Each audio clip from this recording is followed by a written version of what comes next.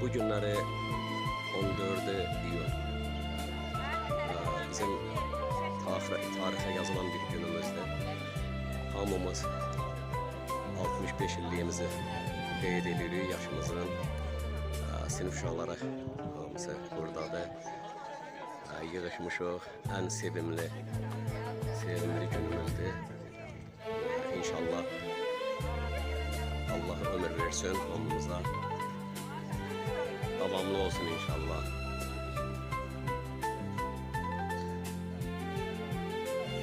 Gələcəm axırda mən.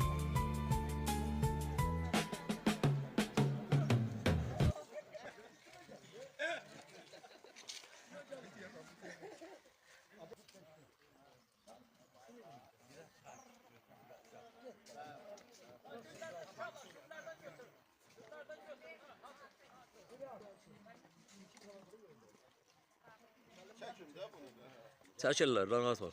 YouTube'da bakarsın. Allah rahmet eylesin şehitlerine. Amin, amin, amin. Asker çok sağ ol. Hayvanca bir anda.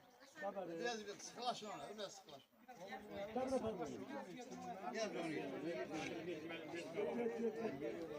Matilasın. Salavat, mekanları cennet olsun ve çok fərəhlendirici haldır ki, yani ben bu məqamda qeyd etmək istəyirəm ki, düzdür, hər birimizin şəhidlər haqqında ürək sözləri var. Səhərə qədər danışırıq, deməli, Şərəfə Ağa Kibəyli şəhidləri ilə bağlıdır. Orada bütün nədir, şəhidlərin nədir, adları, həyat fəaliyyəti, tərcüm, sənin bu gözəl iş və görəsinə təşəkkür edirəm. İstəyirəm ki, düzdür, istəyir olsa, sənə sözü vermək istəyirəm və sən də belə deyək, belə deyək. Buyurun, fikirlərinizi bildirin, sonra isə inşallah.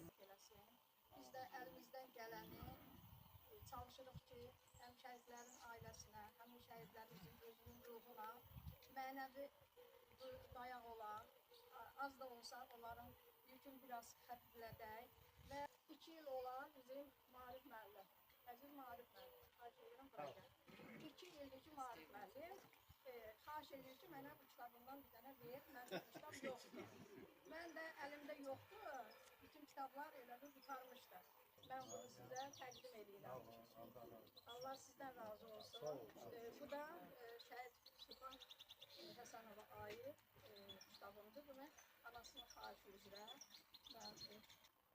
Mənəviyyat mənimdir, amma maddi cəhətdən əlbəttdir. Bilirsiniz ki, kitab belə asanlıqla ortaya gəlmir.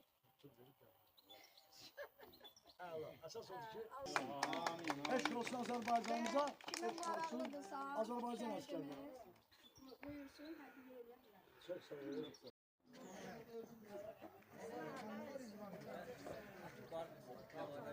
Allah rahmet eylesin. Allah kirvermesin. Sağ ol. Çok sağ ol. Çok sağ ol. Çok sağ ol.